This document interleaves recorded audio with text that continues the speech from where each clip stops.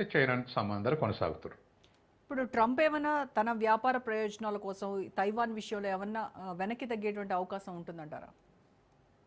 తన వ్యాపార ప్రయోజనాలు చైనాలో నెరవేరుతాయి అనుకుంటే కొంత లిబరల్గా డిస్కషన్స్ ఉండొచ్చు.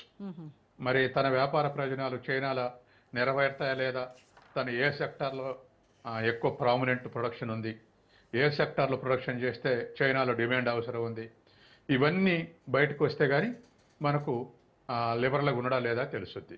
మనకు విత్ ఇన్ ఏ వీక్ అటువంటివి కూడా బయటకు వచ్చే అవకాశం ఉంది. రేపు రెండు దేశాల మధ్య డీల్ కుదిరితే ఆ డీల్స్లో ఏమేమి కన్సెషన్స్ ఏ దేశం పొందితే ఏ కన్సెషన్ వెనక ఏ ప్రయోజనం ఉంది, ఇవి కూడా తెలిసే అవకాశం ఉంది.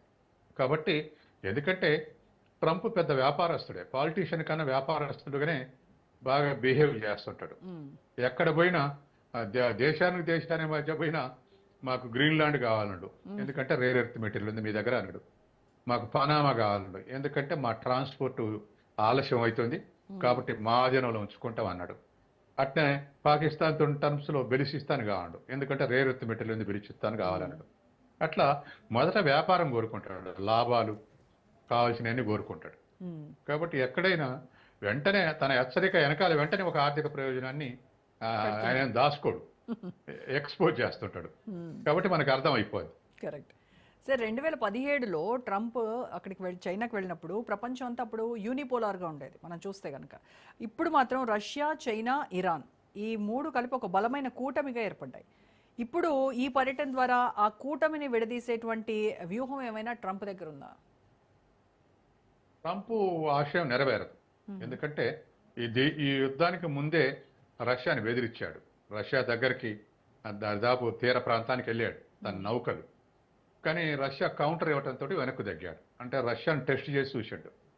ఎందుకంటే చిన్న ఎకానమీ, ఇప్పుడు below $3 trillion economy, with in the country purchasing rouble purchasing power చూస్తేనేమో $6 ట్రిలియన్. అట్లా కాదు, ఎక్స్టర్నల్ వాల్యూతో చూస్తేనేమో $3 ట్రిలియన్ ఎకానమీ.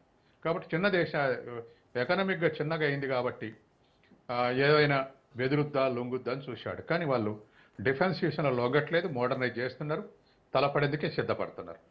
దాన్ని యుక్రెయిన్లో కూడా టెస్ట్ చేసి చూసిండు ట్రంప్, అక్కడ కూడా వెనక్కు తగ్గలే. కాబట్టి ఇప్పుడు రష్యా, చైనా ఒకటి ఉంటే ఎకానమీ ఈక్వల్ టు అమెరికా, రెండు ఎకానమీలు కలిపిస్తే, తర్వాత ఇరాన్ కూడా కలిస్తే డిఫెన్స్లో ఈక్వల్ పొజిషన్ ఉండే అవకాశం ఉంది.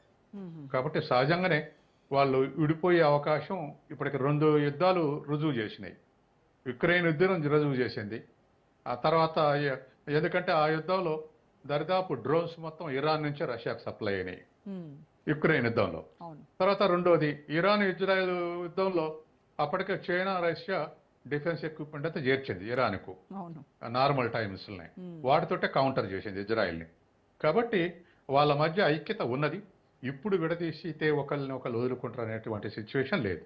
ఎందుకంటే అమెరికానే ఈల్డ్ అవుతుంది కొన్ని ప్రెజర్స్కు, ఇతర దేశాలు ఈల్డ్ అయిన దానికన్నా. దానికి కారణం ఏమిటంటే దాని ఎకానమీ కొంచెం స్టాగ్నేషన్లో ఉండటం, with in the economy defence ఇది అప్పులలో ఉండటం, 125% అప్పులలో ఉంది, డెట్ ట్రాప్లో ఉంది. కాబట్టి వీటన్నిటి దృష్ట్యా కొంత అక్కడక్కడ వెనకకు దక్కుతున్నట్టే మనకు అవపడుతుంది. ఈ ఇరాన్ విషయంలో చైనా ప్రభావం మనందరికీ తెలుసు. అయితే తైవాన్ విషయంలో ఇన్ కేస్ అమెరికా కనుక వెనక్కి తగ్గితే ప్రతిగా మధ్యప్రాచ్యంలో ఇరాన్ను చైనా అదుపులో ఉంచుతుంది అనేటువంటి క్విడ్ ప్రోకో డీల్ పాసిబిలిటీ ఉంటుందంటారా? ఉండొచ్చు కొంత. అంటే ఒక దేశాన్ని ఇంకో దేశం వదిలేస్తుందని కాదు, ఇరాన్ నుంచి కొన్ని కన్సెషన్స్ చైనా రాబట్టే అవకాశం ఉంది. ఎలాంటివి అంటారు అంటే ముఖ్యంగా ఇప్పుడు అమెరికా అభ్యంతరం 2 విషయాల్లో కదా. ఒకటి ఇరాన్ శుద్ధి చేసిన యురేనియం ఇరాన్ దగ్గర 600 కిలోలు ఉన్నదని అమెరికా. కాదు, మీరు ఇట్టనే బెదిరిస్తే మేము 1100 కిలోలకు పెంచుకుంటాం శుద్ధి చేసినటువంటి యురేనియం అని చెప్పేసి ఇరాన్ నుంచి హెచ్చరిక వచ్చింది. కాబట్టి ఈ శుద్ధి చేసిన యురేనియం ఉంటే ఎప్పుడైనా మనకు అణుబాంబు తయారు చేసే అవకాశం ఉంది. కాబట్టి ఆ విషయంలో ఆ మధ్య రష్యా ఒక స్టేట్మెంట్ ఇచ్చింది, మీరు ఇరాన్ మీద దాడి చేయొద్దు, శుద్ధి చేసిన యురేనియం మేము స్వాధీనం చేసుకుంటాం, రష్యా దగ్గర ఉంచుకుంటామని పుతిన్ ఒక స్టేట్మెంట్ ఇచ్చాడు.